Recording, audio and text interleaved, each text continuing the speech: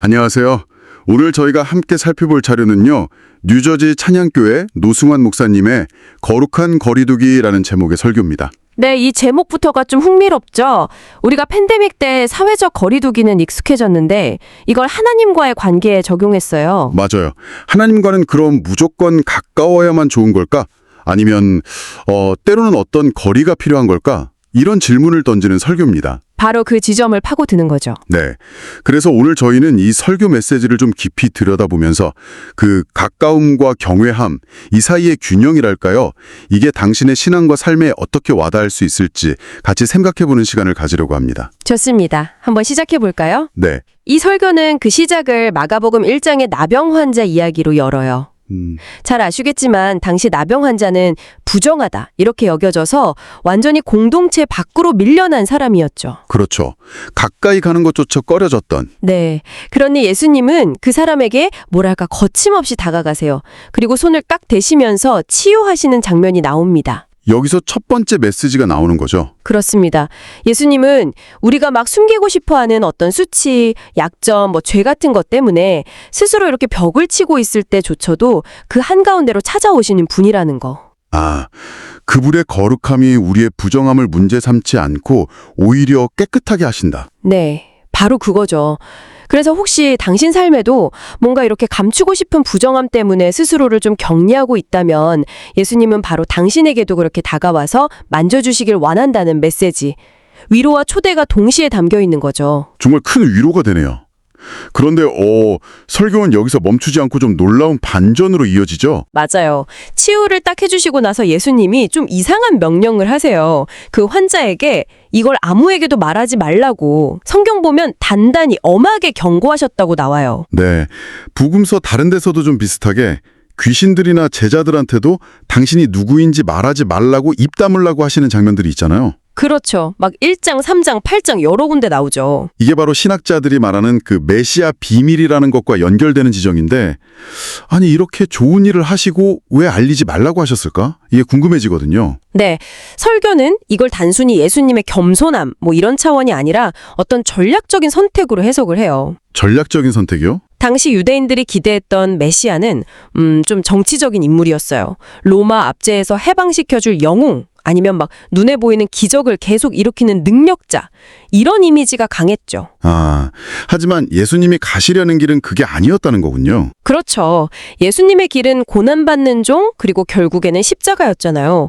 그러니까 사람들이 기적이라는 그 현상에만 막 열광하다가 정작 중요한 십자가 구원이라는 본질, 그 목적을 놓칠까봐. 아, 그래서 일부러 속도를 조절하셨다. 기적은 사람들을 하나님께로 이끄는 어떤 초대의 사인이지 그 자체가 최종 목적지가 아니라는 그런 말씀이시군요. 정확합니다. 그래서 요한복음 6장 같은 데 보면 사람들이 예수님을 억지로 왕으로 삼으려고 하니까 예수님이 오히려 막 피해서 한적한 곳으로 가시잖아요. 네네. 이렇게 스스로를 드러나는 방식, 또 때로는 감추는 방식을 조절하셨던 예수님의 모습이 오늘 주제인 거룩한 거리두기의 필요성과도 연결이 되는 거죠. 그러니까 하나님이 우리에게 정말 은혜롭게 한없이 가까이 다가오신다는 사실, 그 내재성은 분명한데 또 동시에 그 친밀함이 자칫 잘못하면 하나님을 너무 가볍게 여기게 만들거나. 맞아요.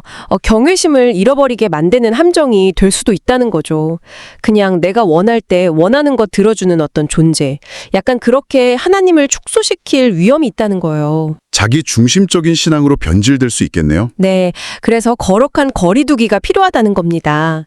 이게 하나님을 멀리하자 그런 뜻은 전혀 아니고요. 그렇죠. 오히려 그분의 그 무한하신 크심, 우리가 다 이해할 수 없는 신비, 또 온 세상을 다스리시는 그 주권을 제대로 인정하면서 그 존경과 두려움, 즉 경외함으로 나아가자는 태도죠. 아, 하나님을 하나님 되시게끔 우리가 제대로 모셔야 한다. 네, 이사야서 말씀처럼 내 생각은 너희 생각과 다르다고 하셨잖아요. 하늘이 땅보다 높은 가치, 그분의 길과 생각은 우리와 차원이 다르다는 것을 인정하는 것.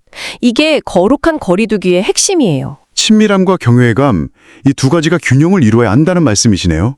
그럼 이 거룩한 거리두기를 실제 우리 삶에서는 어떻게 좀 적용해 볼 수 있을까요? 설교에서도 구체적인 예시들을 들었던 것 같은데요. 네, 몇 가지 생각해 볼 수 있는데 예를 들어 기도 생활에서 변화가 있을 수 있겠죠? 그냥 내 소원 리스트 쭉 나열하면서 이거 해주세요, 저거 해주세요 하는 기도에서 좀 더 나아가서 어떻게 달라질까요? 주님, 제 마음은 솔직히 이걸 원하지만 결국은 주님의 뜻이 이루어지기를 바랍니다. 제가 지금 다 이해할 수는 없어도 주님의 선하심과 지혜를 신뢰합니다. 이런 식으로 기도의 중심축이 나에게서 하나님께로 조금씩 옮겨가는 거죠. 내 뜻보다는 주님의 뜻을 구하는 기도로. 네. 또 어려움을 만났을 때 반응도 달라질 수 있어요. 아니, 왜 하필 나에게 이런 일을? 라면서 막 원망하고 따지기보다는 하나님, 이 상황 정말 이해하기 어렵습니다. 하지만 여기에도 분명 저를 향한 또 세상을 향한 주님의 더 크신 계획과 뜻이 있음을 믿음으로 고백합니다. 이렇게 반응하는 성숙함으로 나아갈 수 있다는 거죠. 이해할 수 없지만 신뢰하는 태도. 그렇죠. 예배의 초점도 마찬가지예요. 내가 오늘 뭘 받을까, 어떤 감동을 느낄까, 여기에만 너무 집중하기보다는 하나님은 과연 어떤 분이신가, 그분의 성품과 그 영광, 위대하심을 깊이 묵상하면서 그 앞에 압도되고 경배하는 경험, 그게 더 중요해지는 거죠. 예배의 주인이 내가 아니라 하나님이심을 기억하는 거군요. 맞습니다. 핵심은 결국 하나님을 내 욕망을 채우는 어떤 수단이나 도구, 뭐랄까, 우상처럼 만들지 않는 거예요. 살아계신 하나님으로 존중하고 그분의 인도하심을 겸손하게 따라가는 것, 그게 중요합니다. 그렇군요. 오늘 도승환 목사님의 설교를 통해 두 가지 중요한 점을 다시 한번 되새기게 되네요. 첫째는 우리가 어떤 부끄러운 모습을 가지고 있든지 예수님은 우리에게 먼저 다가와 손 내미시는 분이라는 그 놀라운 은혜. 네, 그 가까이 오심. 그리고 둘째는 그 친밀함 속에서도 우리가 하나님의 그 초월적인 위대하심, 거룩하심을 늘 기억하면서 경외함으로 거룩한 거리를 지켜야 한다는 것. 가까움이 결코 함부로 함이 되어서는 안 된다는 거죠. 네, 그 균형을 잘 찾아가는 게 우리의 신앙 여정 아닐까 싶습니다. 마지막으로 이 질문을 당신께 한번 던져보고 싶습니다. 당신의 삶에서 하나님과의 가까움, 그리고 거룩한 거리두기, 이 둘 사이의 건강한 균형점은 어디쯤에 있다고 생각하시나요?